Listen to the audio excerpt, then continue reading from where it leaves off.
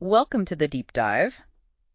Today we're jumping into some pretty complex ancient source material, specifically a section that historians often call the household codes. You find it in the letter to the Ephesians, chapter 5, verse 21, running through chapter 6, verse 9. Right. And these were, kind of instructional guides, pretty common back then in philosophy, outlining how the family unit, the basic social structure, should work. Exactly. And our mission really is to unpack these instructions because there's some, well, surprisingly revolutionary ethics kind of hidden in plain sight there. That's the goal. And to really get it, you have to start where the text itself starts. Before any specific roles are discussed, there's this one foundational command laid out first. Okay. What's that? It's an overarching command for mutual submission. That's the bedrock. Mutual submission. So it's not just a top-down thing. Not initially, no. That principle comes first. Okay, let's dig into that foundation then, because the source doesn't just say submit, right? It gives a reason. It does. It specifies that this mutual submission operates out of respect for Christ, and it's made possible by the Holy Spirit. That context changes everything. Yeah, that definitely grounds what comes next. It's not just social convention. Precisely.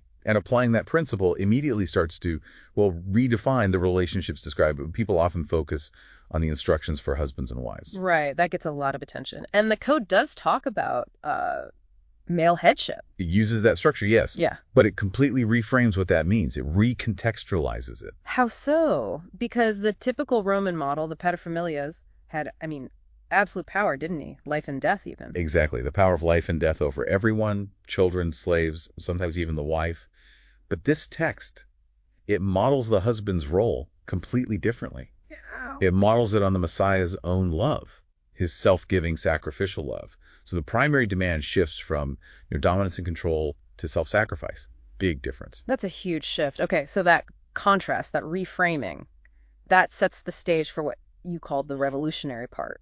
I think so, because that same ethic then gets applied in a way that would have been genuinely startling, I think, to someone in the Greco-Roman world.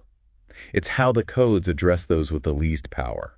You mean children and slaves? Children and slaves, yeah. Serving in the Latin. Okay, but here's the thing I always wondered.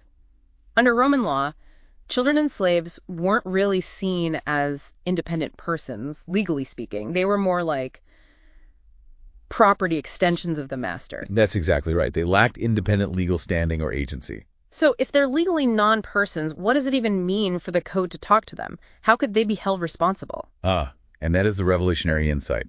That's the pivot.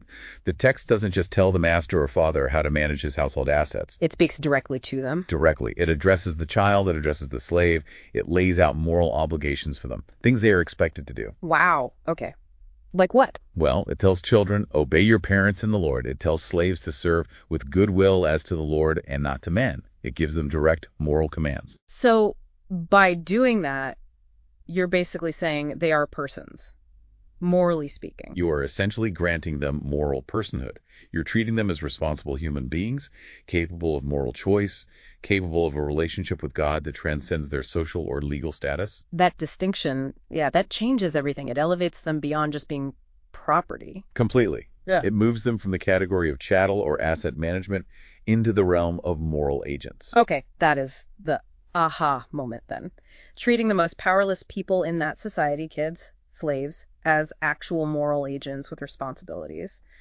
That was genuinely radical for the time. Deeply radical. It wasn't just tweaking the hierarchy. It suggested a structure where responsibility and, in a sense, dignity flowed in multiple directions based on this shared respect for Christ. So the structure is still there, the household roles, but it's infused with this different ethic. Exactly. It's presented not just as a hierarchy of power, but one ideally driven by mutual respect and this self-giving love demanding active moral participation from everyone, regardless of their legal standing. That's fascinating. It really rereads those passages. It does put a different lens on them.